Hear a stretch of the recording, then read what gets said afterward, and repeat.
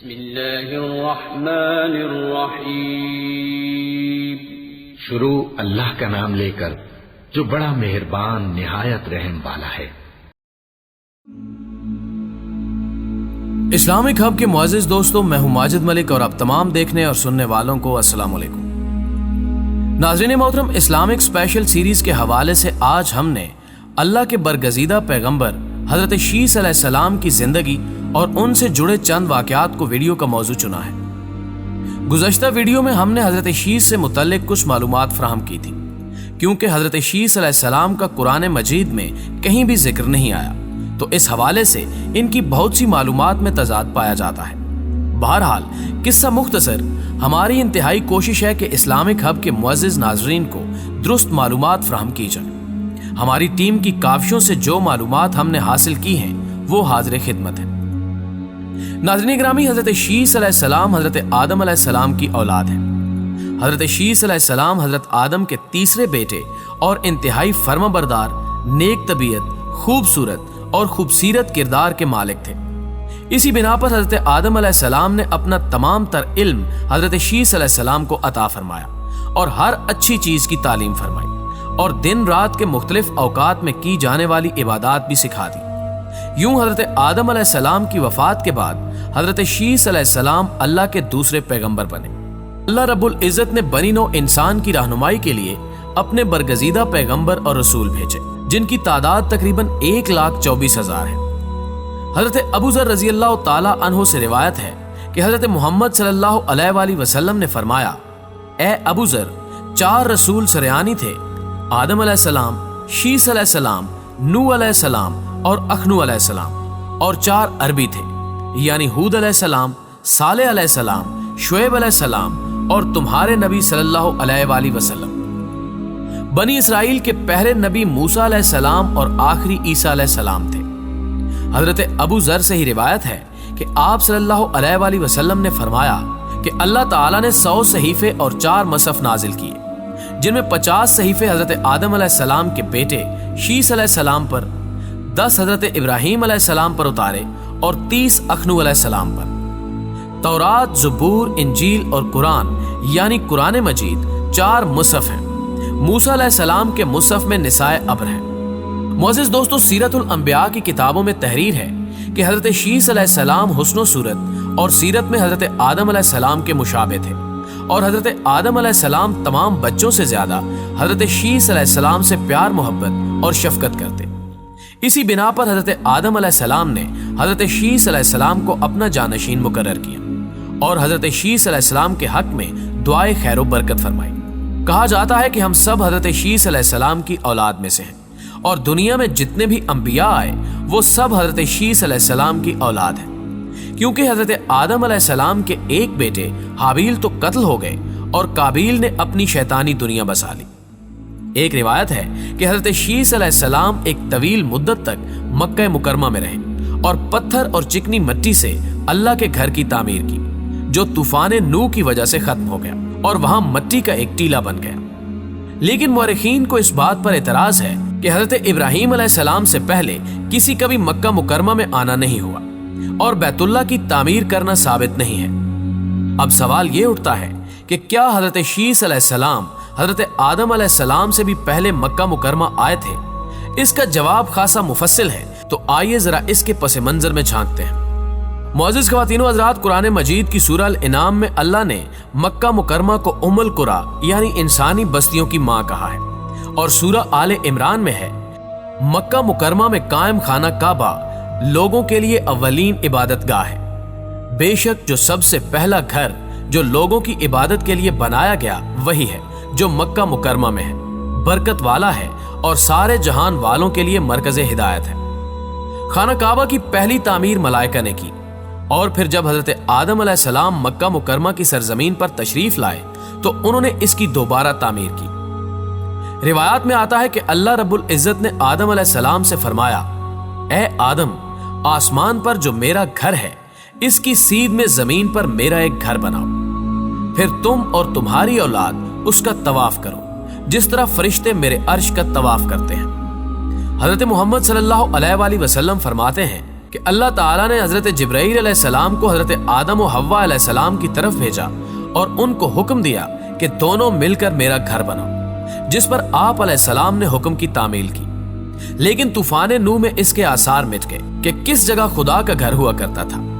اس کی اصل جگہ کے بارے میں کوئی یقین اور اعتماد کے ساتھ نہیں کہہ سکتا تھا۔ کعبے کی جگہ ایک سرخ ٹیلا ابھر آیا جس پر سیلاب کا پانی چڑھتا رہتا۔ لوگ صرف اتنا جانتے تھے کہ یہ کعبہ کا مقام ہے، لیکن وہ جگہ کا تعین کرنے سے قاصر تھے۔ دور دراز سے لوگ دکھوں کے مداووں کے لیے یہاں آ کر دعائیں اور مناجات کرتے جو مقبول بھی ہو جاتی تھی۔ لوگ اس جگہ کا حج بھی کرتے تھے۔ اس تفصیل سے یہ اندازہ کیا جا سکتا ہے کہ یہ لوگ آدم علیہ السلام اور شیس علیہ السلام کی نسل میں سے تھے، جو رب تعالیٰ کی وحدانیت پر یقین رکھتے تھے اور عبادات کے لیے آتے تھے۔ حضرت ابراہیم علیہ السلام کے زمانے تک کعبہ اسی حال میں رہا۔ پھر جب حضرت اسماعیل علیہ السلام اور بی بی ہاجرہ علیہ السلام کی اس میدان میں آمد ہوئی تو اکا دکا آبادیاں شروع ہو گئیں۔ پھر حضرت ہاجرہ علیہ السلام کے انتقال کے بعد حضرت ابراہیم علیہ السلام کو حکم باری تعالیٰ ہوا کہ آپ حضرت اسماعیل کے ساتھ یہاں ایک عمارت یعنی کعبہ قائم کریں۔ اس کی نشانی یہ بیان فرمائی کہ ایک بادل کا ٹکڑا بھیجا گیا تاکہ اس کے سائے سے کعبہ کی حد مقرر کر لی جائے۔ حضرت جبرائیل علیہ السلام نے سائے کے اطراف خط کھینچا اور حضرت ابراہیم علیہ السلام نے اس خط پر یہاں تک زمین کھود دی کہ بنیاد حضرت آدم علیہ السلام نمودار ہو گئی اور اس بنیاد پر عمارت بنائی۔ قرآن پاک کی سورہ الحج میں اللہ سبحانہ و تعالیٰ نے اس واقعے کو بیان کرتے ہوئے فرمایا، اور جب ہم نے ابراہیم کے لیے بیت اللہ کی جگہ کا تعین کر دیا کہ میرے ساتھ کسی چیز کو شریک نہ ٹھہرانا اور میرے گھر کا طواف کرنے والوں، قیام کرنے والوں اور رکوع کرنے والوں اور سجود کرنے والوں کے لیے پاک و صاف رکھنا۔ ناظرین گرامی، جب حضرت آدم علیہ السلام قریب المرگ تھے تو اس وقت آدم علیہ السلام کا جنت کے پھل کھانے کو من چاہا، تو آپ نے اپنے بیٹوں کو بھیجا کہ میرے لیے جنت کے پھل ڈھونڈ کے لاؤ۔ تمام بیٹے پھلوں کی تلاش میں نکل کھڑے ہوئے سوائے حضرت شیس علیہ السلام کے۔ حضرت شیس علیہ السلام حضرت آدم علیہ السلام کے پاس تیمارداری کے لیے رکے ہوئے تھے۔ حضرت آدم علیہ السلام کے بیٹے کئی گھنٹوں تک پھلوں کی تلاش میں بھٹکتے رہے اور دیر ہو گئی، تو حضرت آدم علیہ السلام نے حضرت شیس علیہ السلام سے فرمایا کہ بیٹے تم اس پہاڑ پر جا کر دعا مانگو، حق تعالیٰ اس دعا کی برکت سے میرے لیے پھل بھیجے گا۔ تو حضرت شیس علیہ السلام نے کہا کہ آپ میرے والد و بزرگ ہیں، آپ خود حق تعالیٰ سے دعا کیجیے۔ جس کے جواب میں حضرت آدم علیہ السلام نے فرمایا کہ میں بارگاہ الہی میں شرمندہ ہوں گندم کھانے کی وجہ سے۔ تب حضرت شیس علیہ السلام اپنے والد کے حکم پر وہاں جا کر دعا کرنے لگے، تو حضرت جبرائیل علیہ السلام کو پایا جو ایک پھلوں سے بھری تشتری ایک حور کے سر پر رکھے ہوئے تشریف لائے، اور وہ تشتری حضرت آدم علیہ السلام کی خدمت میں پیش کر دی۔ حضرت آدم علیہ السلام کے پوچھنے پر جبرائیل علیہ السلام واہ ہوئے کہ اس حور کو اللہ رب العزت نے حضرت شیس علیہ السلام کی زوجیت میں بھیجا ہے، کیونکہ حضرت شیس علیہ السلام تاک پیدا ہوئے ہیں جبکہ باقی جفت ہیں، اس لیے اللہ تعالیٰ نے حضرت شیس علیہ السلام پر اپنا خاص انعام کیا۔ ایک روایت میں ہے کہ اس حور کا نکاح حضرت شیس علیہ السلام سے ہونے کے بعد واپس جنت میں بھیج دیا گیا، جبکہ دوسری روایت میں آتا ہے کہ حضرت آدم علیہ السلام نے اس حور کی شادی حضرت شیس علیہ السلام سے کر دی۔ اس حور کی زبان عربی تھی، اس لیے جو فرزند پیدا ہوتا وہ عربی ہوتا، اور ہمارے آخر الزمان نبی حضرت محمد صلی اللہ علیہ وآلہ وسلم بھی انہی کی نسل سے ہیں۔ ناظرین گرامی، حضرت شیس علیہ السلام کی دعا سے جو جنتی پھل اللہ تعالیٰ نے جبرائیل امین کے ذریعے حضرت آدم علیہ السلام کو بھیجے، وہ میوے حضرت آدم علیہ السلام نے بھی کھائے اور اپنی اولاد کو بھی دیے، جنہیں کھا کر وہ علم و فراست میں سبقت لینے والے بن گئے۔ آخر میں حضرت آدم علیہ السلام نے اپنی رحلت کی خبر سنائی اور کہا کہ میں اپنے بعد اپنے بیٹے شیس کو اپنا جانشین مقرر کرتا ہوں، سب اس کی اطاعت کرنا۔ جب سب نے اقرار کیا تو حضرت آدم علیہ السلام اس فانی دنیا سے کوچ کر گئے۔ تمام فرزند رونے لگے۔ کفن دفن کے بعد سارے بیٹے باپ کے غم میں 2 سال قبر پر بیٹھے رہے، پھر منتشر ہو گئے۔ حضرت شیس علیہ السلام نے اپنے والد محترم کا مشن پوری ایمانداری سے جاری رکھا۔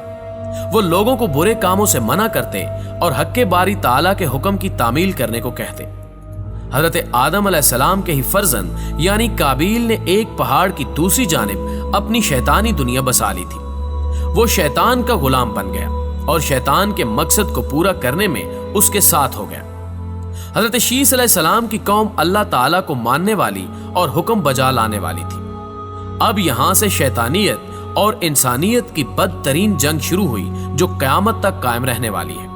شیطان نے جب دیکھا کہ حضرت شیس علیہ السلام کی قوم اللہ کے حکم کی پابند ہے اور اللہ کے حکم بجا لانے والی ہے تو اس نے انسانی روپ دھار کر شیس علیہ السلام کی قوم میں پھوٹ ڈالنے کا ارادہ کیا۔ معزز ناظرین گرامی، سب سے پہلے شیطان مردود نے ایک بانسری بنائی اور اس کو ایک اونچی جگہ پر بیٹھ کر بجانے لگا۔ تمام لوگ اس خوبصورت آواز کی طرف متوجہ ہو گئے۔ ادھر کابیل کے علاقے میں بے حیائی اور بدکاریوں کا بازار گرم تھا۔ کابیل کے علاقے کی عورتیں خوبصورت جبکہ مرد سانولے تھے۔ دوسری جانب حضرت شیس علیہ السلام کے علاقے میں عورتیں سانولی اور مرد خوبصورت تھے۔ اب شیطان نے جب سب لوگوں کو اکٹھا کر لیا تو کابیل کے علاقے کا ذکر کیا۔ اتفاق سے ان دونوں علاقوں میں میلہ لگا۔ حضرت شیس علیہ السلام کے علاقے کے مرد اس میلے میں شرکت کے لیے گئے۔ وہاں انہوں نے جو رنگریلیاں دیکھی تو بے قابو ہو گئے اور اپنے نفس پر قابو نہ رکھ سکے۔ واپس آ کر انہوں نے دوسرے لوگوں سے بھی اس کا ذکر کیا۔ دھیرے دھیرے حضرت شیس علیہ السلام کے لوگ شیطان کے لشکر میں شامل ہونے لگے اور حضرت شیس علیہ السلام کے ساتھ بہت تھوڑے سے لوگ رہ گئے۔ حضرت شیس علیہ السلام دن رات تبلیغ اور رشد و ہدایت کا کام جاری رکھے ہوئے تھے، مگر انسان ناشکرا جو ہوا، اللہ سبحانہ و تعالیٰ کے تمام انعامات بھول کر شیطان کی بنائی ہوئی رنگریلیوں کی بھیڑ میں شامل ہوتا چلا گیا۔ حضرت شیس علیہ السلام بہت رنجیدہ ہوئے۔ اب وقت رخصت آ گیا تو حضرت شیس علیہ السلام نے اپنے بیٹے انوش کو اپنا ولی عہد مقرر کیا۔ اس کے بعد کینان ان کے جانشین بنے، کینان کے بعد مہاویل ولی عہد بنے اور ان کے بعد یرد جانشین ہوا، اور اس کے بعد حضرت ادریس علیہ السلام کو نبوت عطا ہوئی۔ حضرت شیس علیہ السلام کی وفات 912 برس کی عمر میں ہوئی۔ معزز خواتین و حضرات، حضرت شیس علیہ السلام کے مزارات کے بارے میں تضاد پایا جاتا ہے۔ 3 مزار ان کے نام سے منسوب کیے جاتے ہیں۔ ایک مزار ملک شام کے علاقے غزد، دوسرا عراق کے شہر موصل، جبکہ تیسرا ایودھیا بھارت میں واقع ہے۔ ان تینوں مزارات میں حضرت شیس علیہ السلام کس میں دفن ہے یہ اللہ ہی بہتر جانتا ہے۔ ان میں سے موصل مزار کو عراق جنگ کے دوران شدید نقصان پہنچا۔ بعض روایات کے مطابق حضرت شیس علیہ السلام کا انتقال مکہ مکرمہ میں ہوا اور وہ وہیں سپرد خاک کیے گئے۔ ایک خیال یہ بھی ہے کہ حضرت شیس علیہ السلام کا مزار لبنان کے ایک گاؤں شیس نبی میں ہے، جہاں ان کے نام سے ایک مسجد بھی قائم ہے۔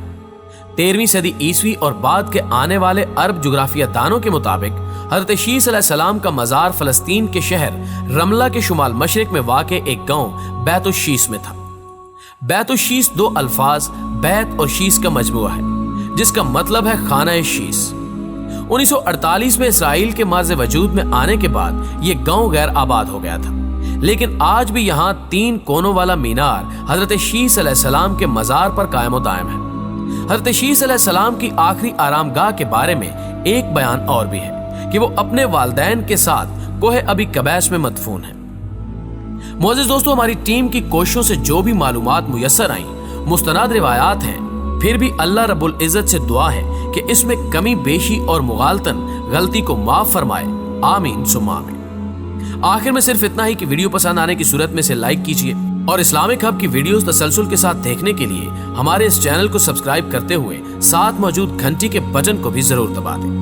اگلی ویڈیو تک کے لیے آپ کا، ہمارا، ہم سب کا خدا نگہبان۔